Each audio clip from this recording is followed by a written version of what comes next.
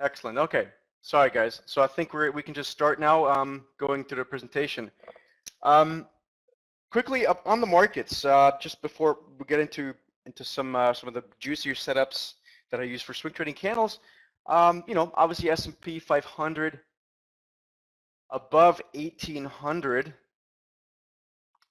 We have the Dow above 16,000. I think still today. More or less, unless we get some sort of nasty reversal here in the coming days, it seems to me like we should be in for the clear to sort of trickle through into year end with some sort of an upward sloping trend. So from that perspective, it's actually a pretty good time right now to talk about how we can take advantage of one of my favorite trades, and it's a very simple trade, just trading breakouts, but using candles. Using candles basically gives you a much higher probability of actually getting the right entry and an exit point. So from a risk reward perspective, that's going to be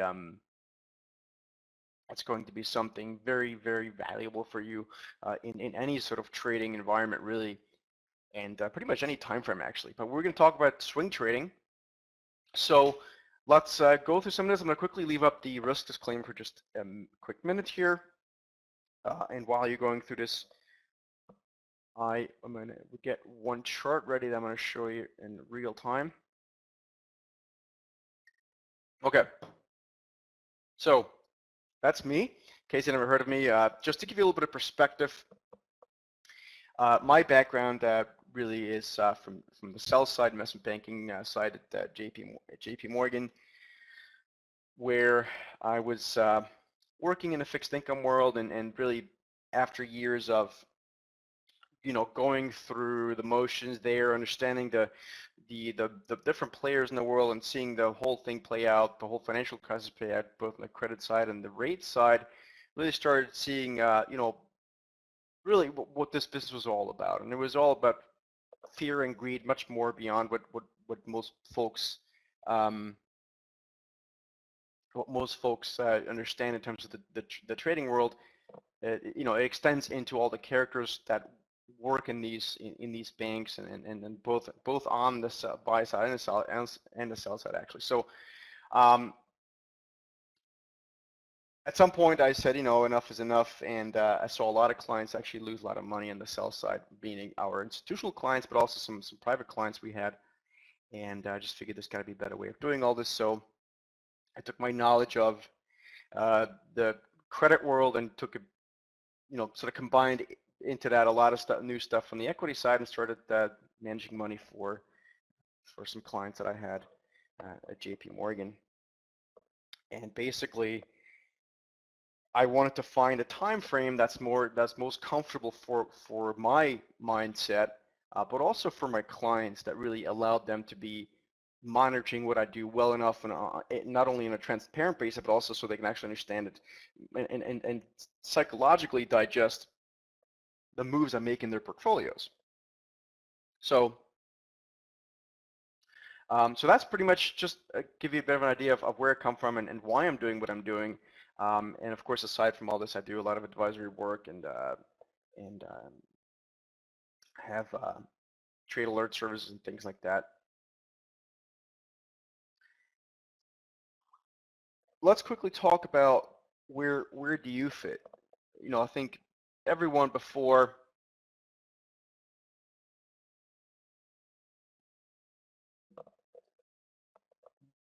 anyone who is a trader needs to be able to evaluate him or herself on basically a weekly basis, I would say. That's what I try to do, and it's just to keep yourself honest. So I ask you right now, sort of a rhetorical question: where do you fit? Right? There are, 3 steps that I like to go through. First of all, if you are a beginner and you're just starting off in this business, you've never traded, you are just reading books and things like that, then that's sort of where you are, and that's great. Welcome to this business, to this world of trading. It's a wonderful place to be. You can make a lot of money as long as you have a system or some sort of methodology that fits your mindset and your time frames, and generally just kind of who you are as a person. And the second, second sort of level will be you've been trading for 1 to 3 years. You're still not really, haven't figured out what you're doing in terms of, what best fits for you. You are going through the motions of the real issues with trading, which is mostly the emotions that we come to have to conquer and face, which is again, something that it's essentially a learning experience about yourself. So if you're in this situation, you're experiencing a lot of, analysis paralysis and things like that, then you're probably in this stage, in trading stage number 2. And in the third stage, you've been doing for quite some time. You spent, quite a bit of money. You have a lot of things you've looked at, and you may have even found something that works for you, but you just haven't really come around to actually making money, or at least not consistently enough, or just enough in an absolute sense. So that would be the third stage, and obviously for everyone in this, there is something to be learned every day, as there is for me. And I'm hoping with what I'm going to show you today, with my very comfortable time frame of a couple of weeks to a couple of days to a few weeks, using some very visual and simple things to look at, you should be able to incorporate something like that into your trading world to increase the consistency of your profitability. Okay, so let's quickly go through the agenda. I'm going to quickly talk about candle patterns 101, and that's not to give you, a very basic idea of candlesticks. I think a lot of people are actually already comfortable with what candlesticks are, and if you're not, then you get something out of this, obviously, right now in this first part as well. But basically, I want to give you a little bit of background and perspective of why I'm using candlesticks. There's a very specific reason I'm going to use it a little bit different than a lot of people do. Secondly, we're going to make the case of swing trading versus intraday trading. We're going to talk about the issues with intraday trading, and how swing trading has a lot of things going for it beyond what intraday trading has. And when we talk about 3 steps to the trade, I'm going to go through some of my favorite candlestick patterns, give you some real world examples with charts, and then we're going to talk about my favorite option strategy quickly. Just a wonderful trade that the swing trading setup with candles allows you to do. So that's the agenda. Let's get right to it. Candlesticks 101. So they're just like with any sort of with any technical analysis tools. Basically, there are too many of them to actually focus on. But if you can focus on the few ones that most consistently work with the least amount of emotions, then you've sort of won like 90% of this battle. So I really just try to focus on the few ones that work the most often profitably. Okay, and there aren't, there's tons of different types of formations, and then there's different types of candlesticks. But if you keep it simple, and I've found that to be the case, again, with my background, I've worked with a lot of more quantitatively oriented folks, a lot of very analytical people, and I can tell you most of the time the outcome tends to be no better if and I was at the margin worse, the more things they added to the analysis. If they kept it simple, it for the most part ended up with a lot better results, and I can second that for sure, in my experience. So when you talk about candlesticks, really we're talking about 2 different types of candles. You can have an open, you can have an up day or a down day. Okay, and we look at this. We can look at this chart here on the bottom right-hand corner. We talk about the first candle, which is on the left, the one with the dark square that we call it a body, essentially is a down day. You have a higher open, a lower close, and within that trading day, so the range extended well beyond the open print and the close print. So the range, intraday range, is marked by those so-called shadows. And I'm gonna tell you right now, that's nice to see this price action. What's much more important for me is to understand, what does it tell us from a psychological perspective? What does it tell us about what investors are actually doing? So the other type of day, which is the one with the white body on the right, is essentially an up day. You have a lower open, a higher close, and within that day, a trading range that extended above the close and above the open print and below the open print. So just a range that extended beyond the open and close print. Those are the two types of candles that really exist. Very basically, I'm gonna go through some very obvious, visually obvious ones here in just a minute. But before I do that, a quick question for you. What is the most important part of the open, close, high, and low relationship that you can have at any given day? And it does vary on your time frame, but for the most part, and I would argue for like 90% of things, it's going to be the close.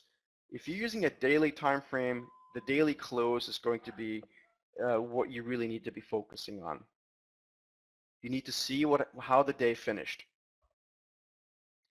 So when we're talking about candlesticks, what is very important is to understand that it's giving us a visual picture to investor footprints. And we'll talk about this for the next couple of slides. But 60% of people essentially learn easier if they see words as a series of pictures. So for the majority of the population, that's the case.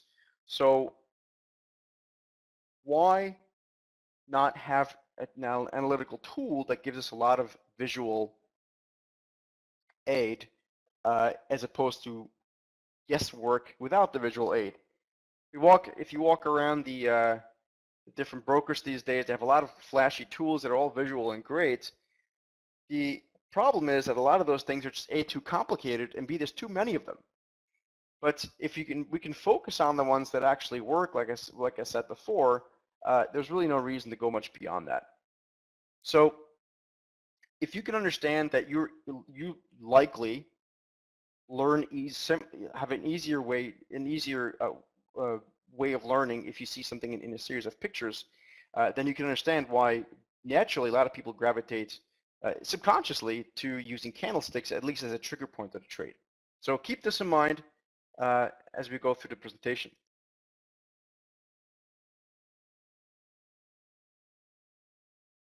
So benefits of the candle, very simply, the candle, it just gives us a lot more information on any given day or any given week.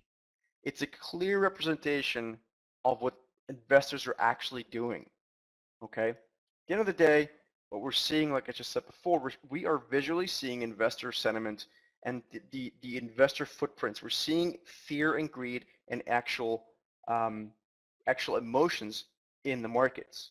So if you want to see if a big buyer, institutional buyer, is starting to buy a stock like, let's take AIG for example, then there's a lot of ways of doing this. You can look at different oscillators, you look at this and that, but you can also just look at candlesticks, and they're not going to give you, they can tell you 100% sure that, mutual fund XYZ is buying AIG. Definitely not, but you don't need to know that. You need to know that there's money flowing into the stock. Okay, or whatever other asset class you might be using. So if we can see investor footprints and understand that really what we're seeing is investor emotions, we have won like 90% of the battle. Okay, so the beautiful thing about candlesticks, beyond the fact that we are seeing investor footprints and seeing a lot of the emotions, is that there is very clearly defined risk.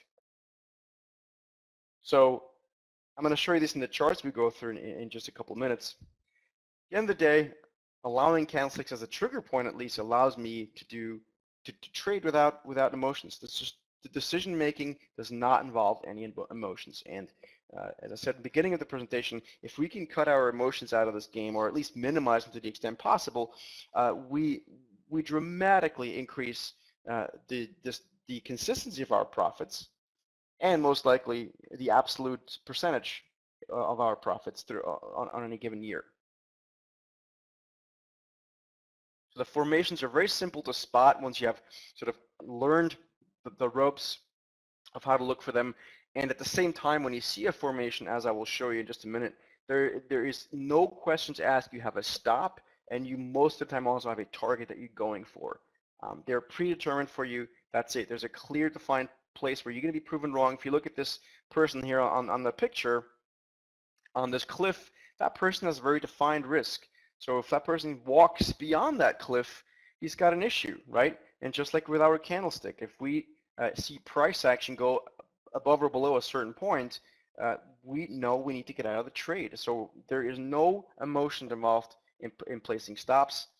They are where they are, no questions asked, and that is really what sets the pros apart from the amateurs. They have ways of limiting their losses, whether that's some sort of risk management team or just or a piece of software behind them, but their stops a lot of times are not based on some sort of emotional, irrational level. They are placed where they are for very specific reasons, which is to limit risk. Okay, so let's look at some types of candles, and then we're going to go into some charts. I'm going to show you some really juicy setups we had over the past few weeks with our clients on the Trade Alert service. And the first one's a doji candle, and if you remember back to what a candlestick looks like, what you're really looking at is, if you look at the doji candle, which is all the way on the left, you have essentially a day where nothing happened. So you had an open print and a closed print at the same level, which is the horizontal line, and then you have the range extending up and down, which is the vertical line, within a day. So the stock in this case opened at spot X and also closed at spot X, but within a day had a range extending above and below that. But not all dojis are created equal. So if you can look at something like the Dragonfly doji, it's a completely different game, right? So that's the third one in from the left, and you can see we have a stock that opened up wherever it opened, all the way on the top there, traded all the way down at the bottom, but by the end of the day, closed exactly again where it opened. So from a price action point of view, you see what happened, but what does it tell us about this psychologically? What actually happened? What was the emotion? Well, the emotion was the bears capitulated on that given day, at least intraday. If we have some sort of follow-through day the next day, then we're seeing some very good very good chance of the stock moving higher. So not all dojis are created equal, but you can see there's a story being told, and we're seeing footprints of investors. And if we think of it that way, instead of just a pure price action, and understand and knowing that X equals Y or X leads to Y, then we just have a much higher probability of making money. It's just that simple. So that's the doji candle. Another candle would be the hammer candle. So if you look at any of these, you can look at number 1, 2, 3, or 4. They all shows the same picture. You have an open and closed print, and I should have labeled this a little bit more. An open and closed print essentially representing that box up there. The color in this case doesn't matter.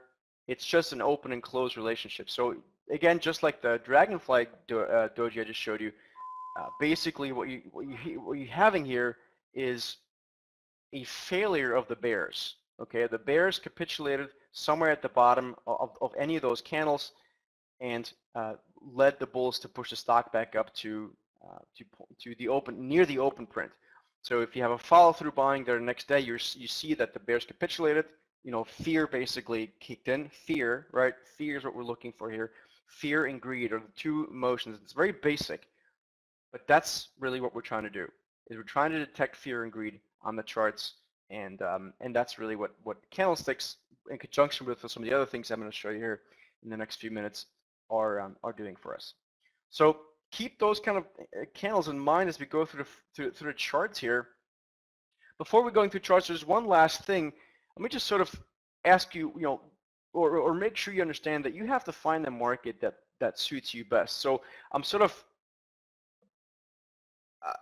labeling day trading, swing trading, and hold trading as follows. You can sort of, consider day trading as a bit of a freight train. Pictures a lot of high frequency things happening in there. The news can quickly take you out of the market. Swing trading, sort of position trading somewhere in the middle. And then you have the buy and hold thing, which is what longer term investors and institutional investors do. which can actually, believe it or not, lead to boredom. But you have to find where you fit best. I know, and this has been very obvious over the past decade and a half that I've been doing this, been in this business, that the longer term timeframes tend to confuse people because they can't hold on to positions long enough. The too short timeframes, like day trading, are too hectic for a lot of people. So in the middle is kind of where psychologically most people would fit best. And that's exactly what I do.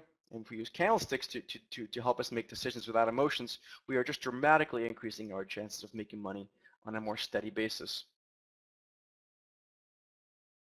So here's written out in words: swing trading versus intraday trading. If we consider intraday trading, you can read the lines there on the left. As I said before, it can be very hectic. There's a lot of intraday news happening. The news can take you in and out of the trade very quickly. It's essentially, there's almost unlimited amounts of opportunities to make trades intraday, which is psychologically makes it very difficult for most people, or particularly beginners, but also I would argue definitely for the pros as well, to actually stick to their trading plan. So swing trading, on the other hand, is sort of a very comfortable sweet spot of 2 days to 4 weeks, because by definition, day traders can't work in there, right? Because they can only hold positions intraday. And the long-term investors, who most of the time have time frames of minimum time frames of more than 4 weeks, aren't really working in there as well. So you certainly have hedge funds playing in there, but more than anything, they should be your friend, because they should be driving the stock up and down with the volume and money they have behind at their disposal. Peter's saying that with swing trading you have to deal with gap risks. Yes, you do. That's correct, but that depends on the kind of stock you trade. So when we go through this in a few minutes, you can choose what kind of stock you want to trade. If you so desperately want to trade a new IPO or something like that, then you're trying to play in a game that likely is better for the pros. It's just very simple. All right, so that's just so you see swing trading versus intraday trading, and let's look at some charts.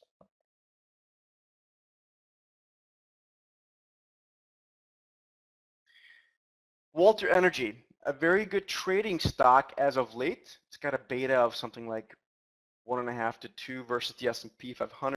And I don't have it in front of me right now, but basically that's a great stock to swing trade in a stock that is not too volatile, but it's also not too boring. So let's look at some things that are happening on this chart. I'm going to see if I can later on pull up this chart on my on my piece of software so you can see it a little bit better. But for right now, I'm going to go through these examples so you get the idea of what we're trying to do. So first of all, what this chart is showing us is a solid double bottom there in July, August. That really was the first trigger for me on this closer up chart to look for a potential trade. So as the stock started moving up, it started consolidating. You can see that's the trading action wedged between those two parallel lines. And that's nice, right? So the traditional trader would wait for something to happen, either a breakout or a breakdown.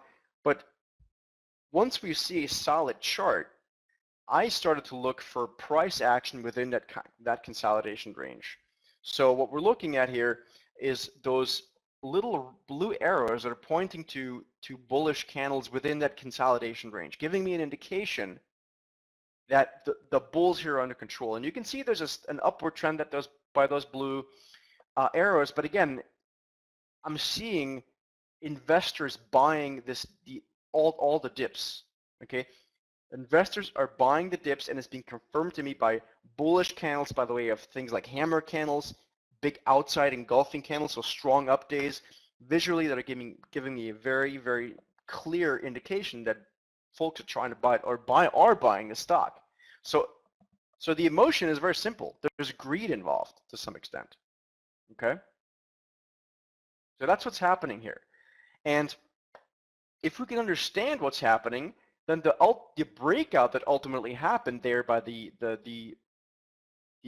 blue arrow all the way on top we then look back and we look at the breakout and we look back and we see, is the breakout in retrospect being confirmed by the price action leading up to it by the candles? Yes, it was. That makes me buying this breakout much more comfortable than if that wasn't the case. So there is certainly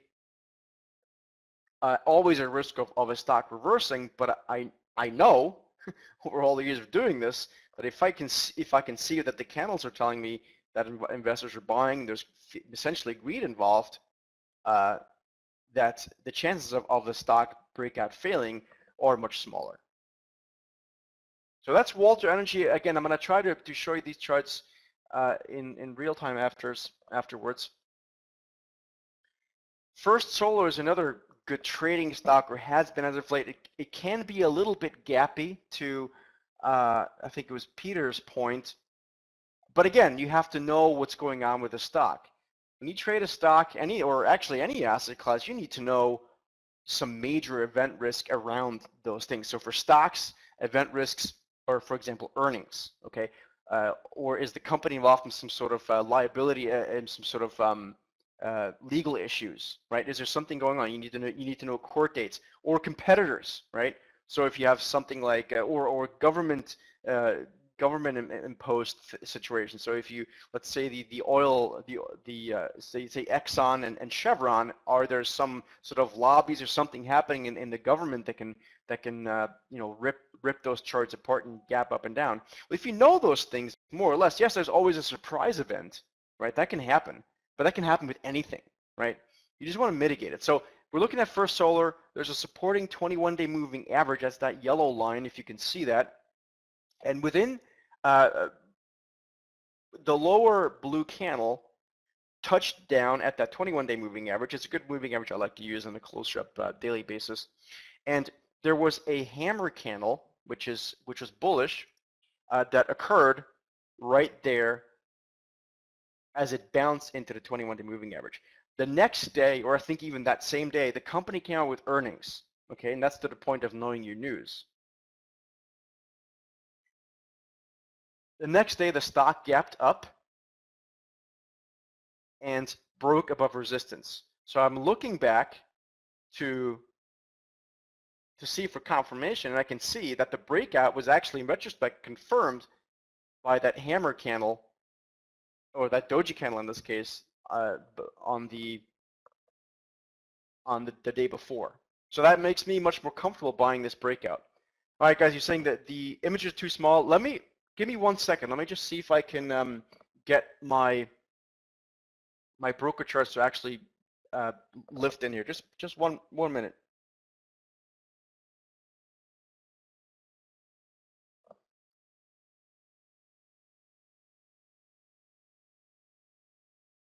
I may have to upload them. Actually, we're just gonna have to deal with this. Maybe I can get it to work later on. We'll see. The point is, you know, if you can't see it exactly, and maybe you have to squint a little bit, the point is that you are seeing bullish candles in this case that are being confirmed by the breakout. Okay. Again, we're seeing price action, but it's being confirmed by the candle action. In other words, the emotions in the stock are being visually displayed to us. Okay, it's that simple. You add a few technical analysis things over that, like a moving average, a trend line, as I'm doing in this chart, and all of a sudden the picture is becoming much clearer to you.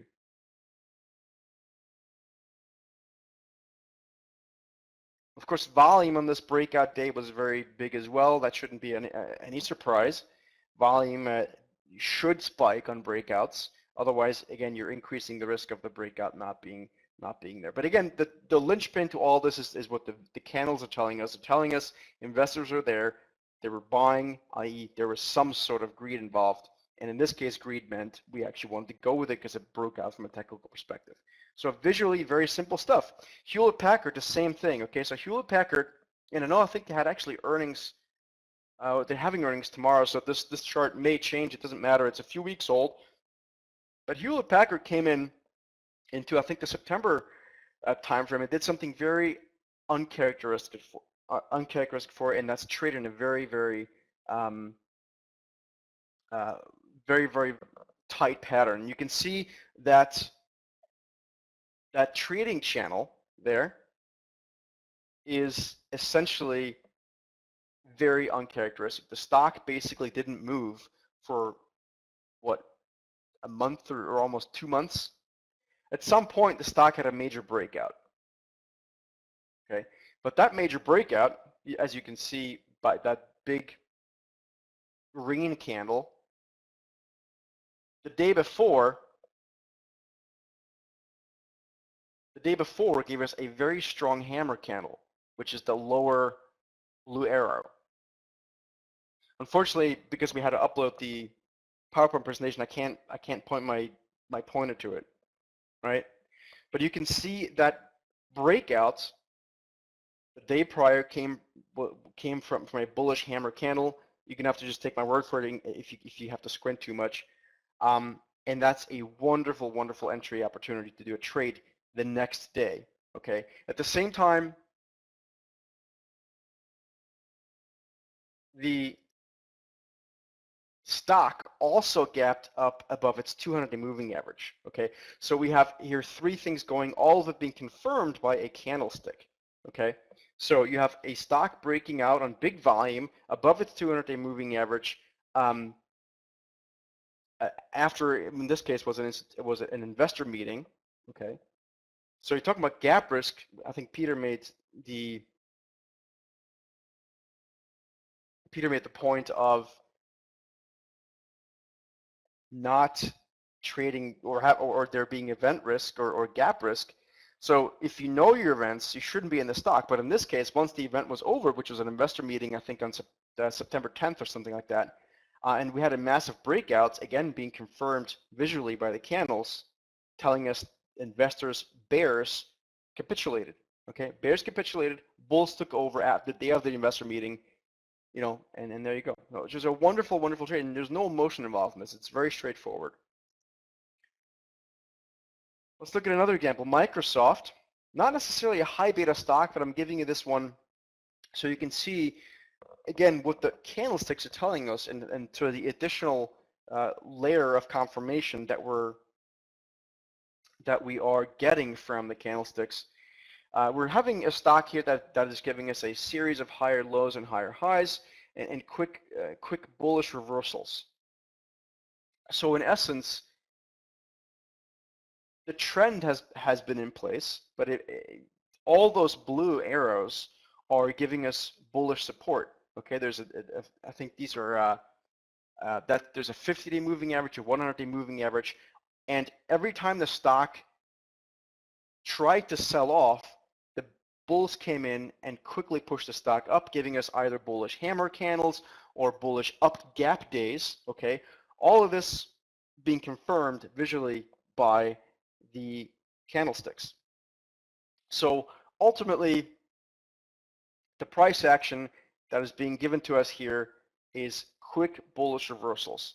And quick bullish reversals can sometimes be a trap, but in this case, if we understand that the candlesticks are giving us the emotional side of it all, it's, like I said, an additional layer of confirmation. So that's Microsoft. There's just literally no bearish candle there. Like every single dip since September has gotten bought. It's just that simple. And it's been leading to breakout after breakout, consolidation areas and breakouts. And we can analyze 100 different fundamentals on this company. But the fact is that by looking at the candlesticks and understanding what's going on emotionally, we saw that investors are buying the stock. Okay, so I'd like everyone to write this down. We're going to do 3 steps to the trade, and this is sort of my checklist. Starting off with a looking at the world from a macro point of view. Okay, and that doesn't mean you have to be an economics professor or an economics pro. None of that. In fact, it just means you have to a little bit understand where we are in the global economy from a cyclical point of view. What are interest rates doing? What are the different central banks doing? And that's, you can pick that up in the newspaper, okay? But you have to understand, and this is my where my background from the investment banking side comes in. I've always seen that trading with the trend, and this is very basic, but it's very true. Trading with the trend is just a simpler thing to do. Not only or the probabilities of making money easier or higher, it also just psychologically, it's a lot easier to trade with the trend. If you're a bear, or you've been a bear in 2013, or any year for that matter since 2009, you are just fighting a horrible, horrible tough fight, and you can't win. I mean, you can win, but every day, or every year, the market's been ripping higher. So psychologically, that's very difficult to digest. So you need to understand what the environment is. Okay. Right now, we still have a very so-called dovish environment where there's a lot of accommodative policy from the central banks being provided, and that until that stops, or let's put it this way, that's bullish until it's not. Okay, it's that simple. So price action at some point could start telling us something different. So if Ms. Yellen at the Fed is going to start tapering or something like that, we'll have to look into it a little bit closer. But this is a kind of evaluation you need to probably make about once a week, just to kind of see, has anything changed dramatically? And most of these things are actually, for the most part, focused around other asset classes. Understand what our monetary policies, understand what interest rates are doing roughly. You don't have to start following the bond market tick by tick, by all means, but understand a little bit what's going on in the world. Step two is, once you understand what's going on in the broad market, in the global economy, so to speak, actually, and then within the countries, in this case, mostly U.S. equities, so you focus on what the Fed is doing and sort of the cyclicality of it all. Then start looking for groups of stocks that are actually acting well. Okay, start making lists. What sectors are looking well? Are the consumer discretionary stocks looking okay? And then within that space, how are, say, the restaurant stocks doing? How are the home building stocks doing? How are, whatever? Okay, so that's the the next step in this. Look for stocks that actually are acting well technically. There's no reason to start trading stocks that look random and have no pattern and no rhythm to them. So, for example, this year the utilities have been a very difficult difficult group of stocks to trade, at least from the long side, I should say, because utilities are interest rate sensitive. This year we had interest rates went from 1.6% to 3%, with the 10-year note, I should say, in a matter of what, a couple months. That's not good for utilities. So why bother with them? Look at other sectors. Look at maybe the financials did better than as they did. So that's the other very clear, obvious thing. And then once you've actually found stocks that look okay, then you can start focusing on the candlestick and the emotional side of things, and watch for investor footprints like a hawk. That's really step three, and that's what I'm trying to go through here today, and show you with sort of the visual representation of those candlesticks I showed you before. Okay, so step one, understand a little bit what's going on in the global world, monetary policy, things like that. Step two, then look for stocks that are groups of stocks that are actually reacting well technically and have a rhythm to them. And step three, trigger to the trade candlesticks. See if they are giving you some sort of a massive indication of investor emotions. Are bears capitulating? Are bulls capitulating? Watch them very closely.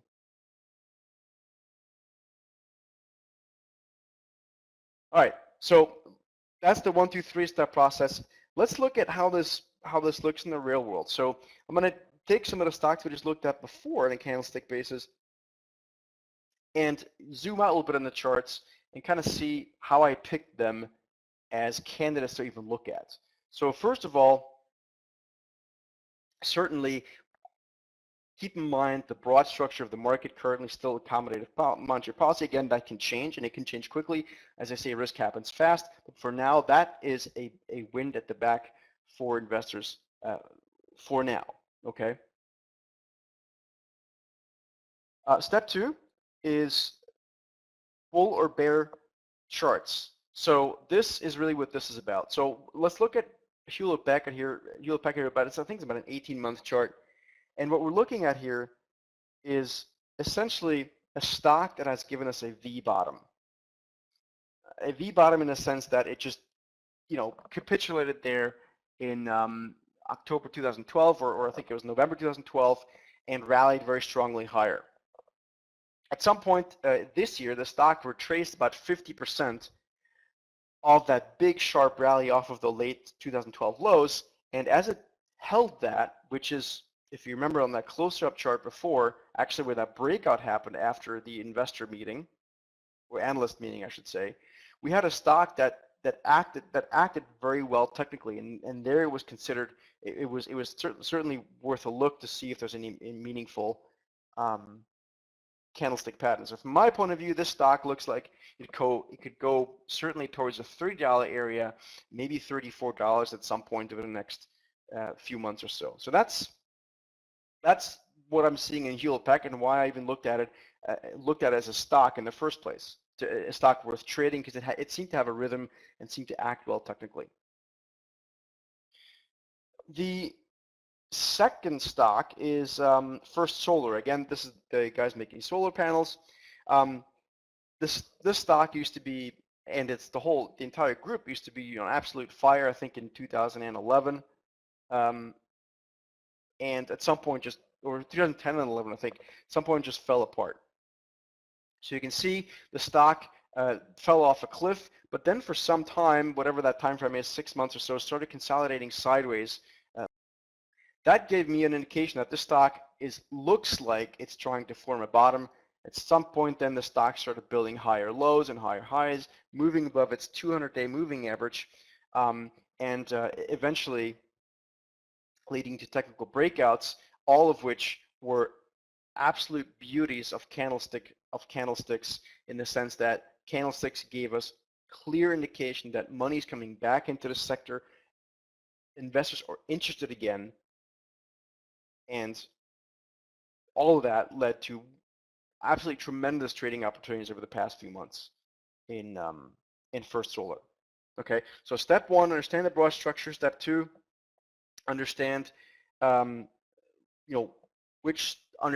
a group of stocks that actually is behaving well currently, and this group of stock, of course, this changes all the time. And then step three, look for candlesticks like a hawk to see if you can detect investor footprints, and by that understand what investors' emotions are. The third example is Walter Energy. Again, this is the first stock I showed you before. Here we have a stock that has given us a lot of downside pressure in 2012 and even this year. But what we had is this entire fall drop-off was coming on dramatically decreasing momentum. So the lower end of this chart, you have a MACD indicator moving to the upside, while the stock has been cratering down for whatever that it was, 2 years or something like that. At some point, the stock then broke above that downtrend, while momentum was actually increasing. So watch is just, was to the upside, was increasing. So that gave me an indication to start looking at the stock. That's step two. And then step three within that, as I showed you before in the other chart, the stock actually started doing a lot of bullish things and giving us bullish breakouts on the near-term timeframes, showing us that money was coming back into it. People were interested again to trade the stock from the long side. Okay, so that's Walter Energy. I'm going to go through now and teach you an option strategy. Given the limited amount of time we have left, I can't go into too much detail, but one of my absolute favorite strategies, and which by definition wouldn't really fall in the time frame of 2 days to 4 weeks, but it is based on using candlesticks and the swing trading setup. So I'm going to show you this right now, give you a bit of an idea of what it is. Basically, what I look for are vertical charts. So I look for stocks that go vertical.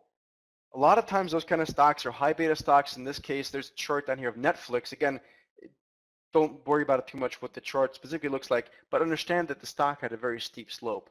Okay, so Netflix has a very, very steep slope, and at some point, steep slopes tend to lead to some sort of mean reversion move, or at least some sort of consolidation move. Okay. Netflix, I think if it was a few weeks ago now, had earnings and gapped up like 10% on the day. The problem is, at the end of that day, it actually closed lower. So it gave us a huge, huge, huge intraday reversal to the downside. From a technical point of view, the candle that was being left behind the chart was about as bearish as it gets.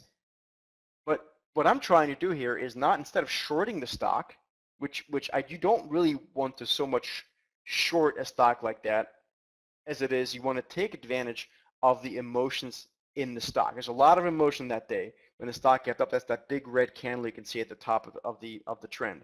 Again, don't worry about it too much. What it looks like, what the exact candle looks like. The point is that there was a lot of emotion that day, and what I do is I go in and start selling out of the money calls or call spreads. Why? Because you can go far out of the money. In this case, in the case of Netflix, we actually sold out of the money calls at the near the open, I think after like 15 or 20 minutes or so, and we sold them at like 25 or I think 30 or 35% out of the money. Like 3 months out, I think we sold like January's calls, and basically about an hour later, the stock was in the red, okay, and most of the premium, or a large part of the premium, came out of that stock, and we if you sell options, that's what you want to see. You want to see the options value decay.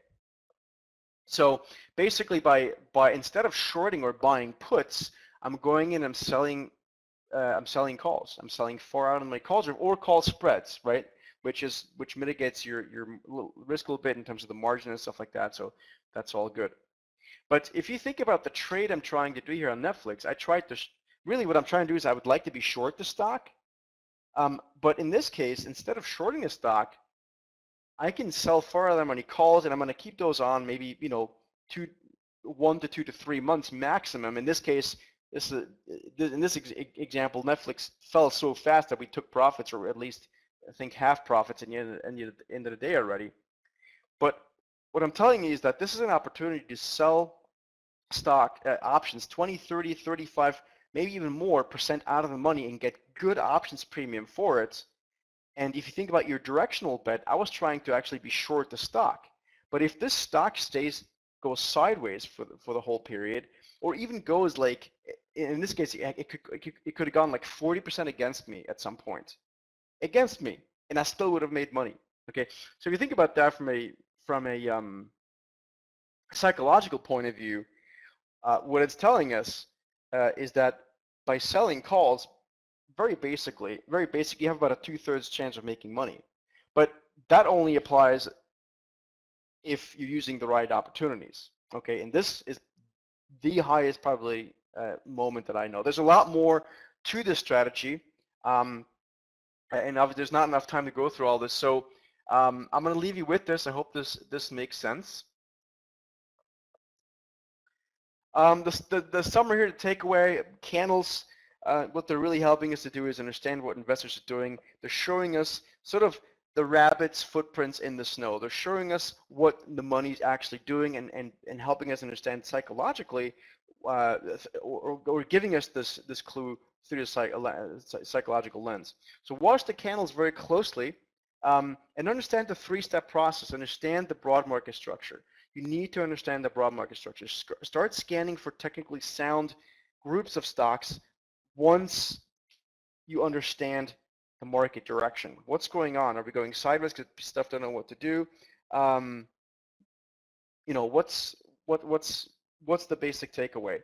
And then start going into candles. Look for specific stocks that are doing clearly bullish or clearly bearish things. Okay, so that's what I have here.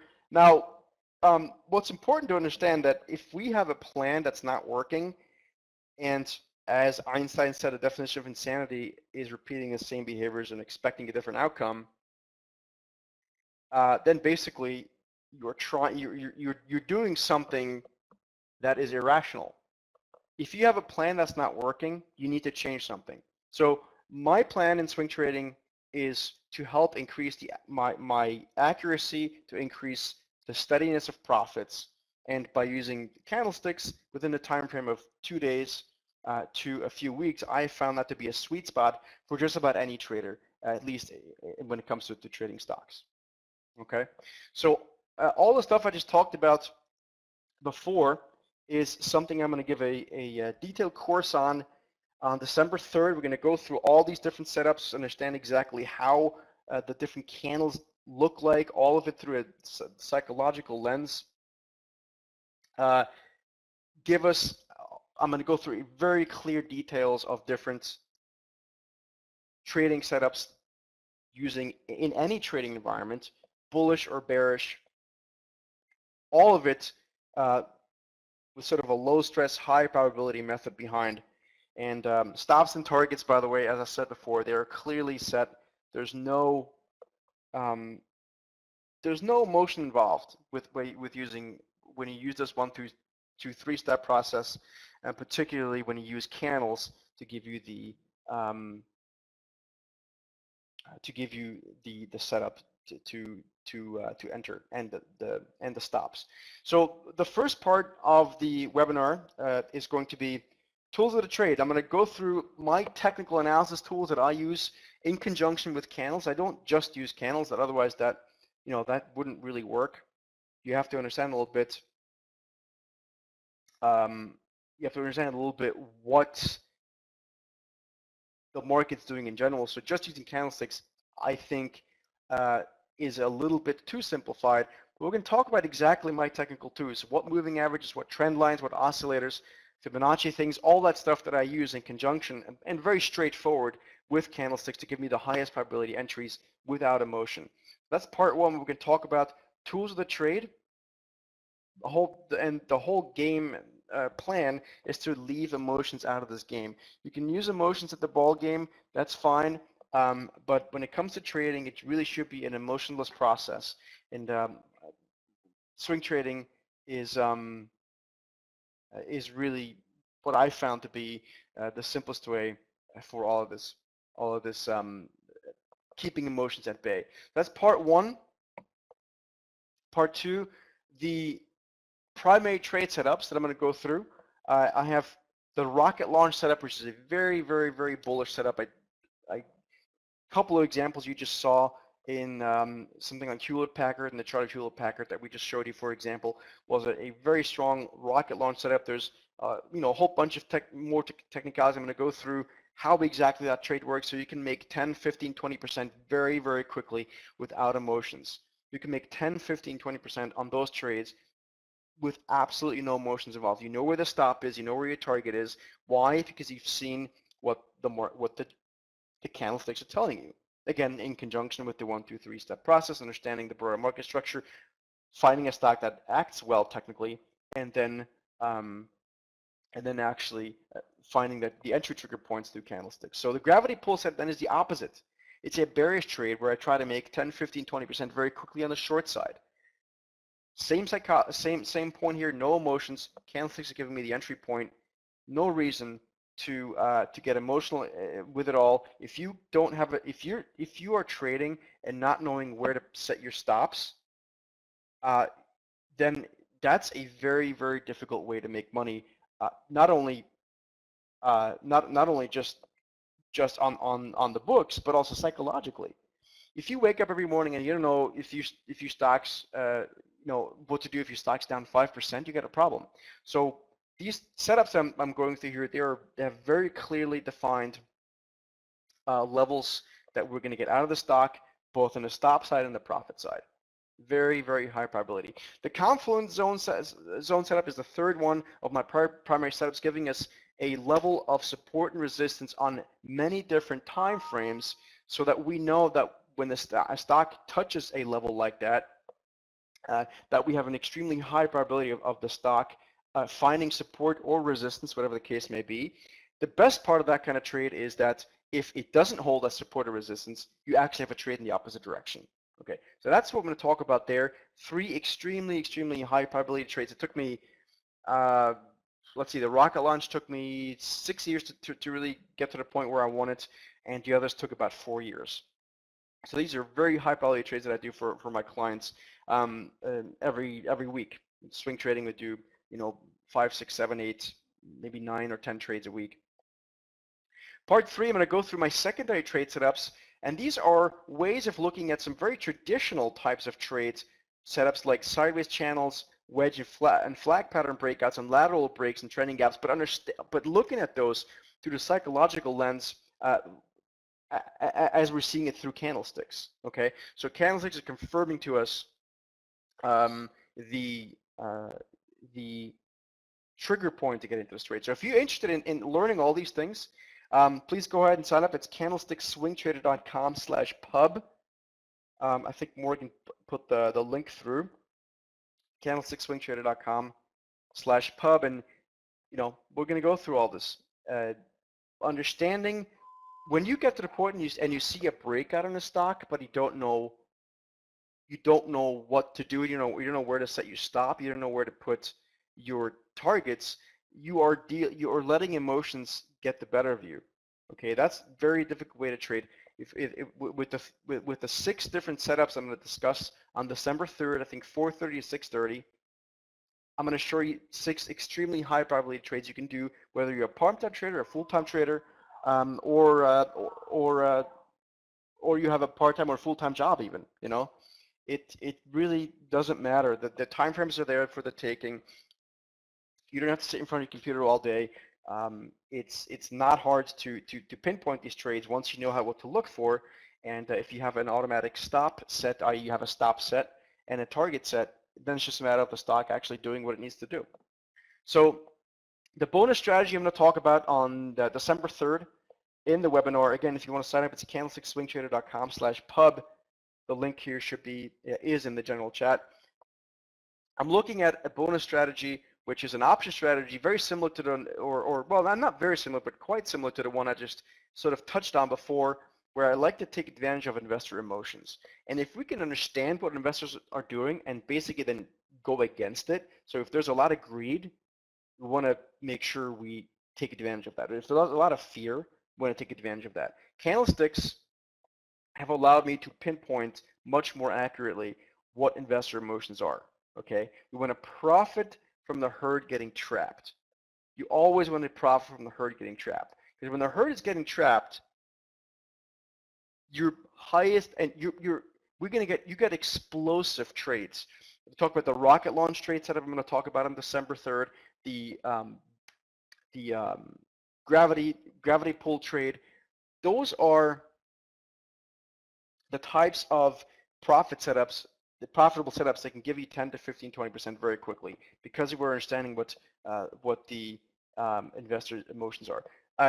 Matthias is asking about a trade for tomorrow. Okay, so again, time frame, keep in mind it's sort of 2 days to multiple weeks. I'm not going to do a day trade, but I will give you a quick freebie. I actually like right now the way big lots look. It's a ticker symbol BIG. I'm just pulling up the chart here for myself since I can't share it at the moment due to technical issues. But BIG is technically coiling up to be potentially moving higher another 10% here, potentially fairly quickly. Just to give you an idea of one trade that you could look at, there's a very clearly defined stop. Again, if you come on December 3rd, I will show you where to set the stop without emotions. It's pretty clear that there's a very obvious level to put the stop. So big lots right now looks pretty interesting.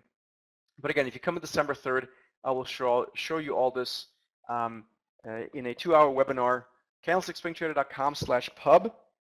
And with that, I think I will hand it back to Morgan. Thank you everyone for joining. And again, I apologize for the technical issues. I'm not quite sure what happened there on my end, but look forward to seeing you on December 3rd. Thank you.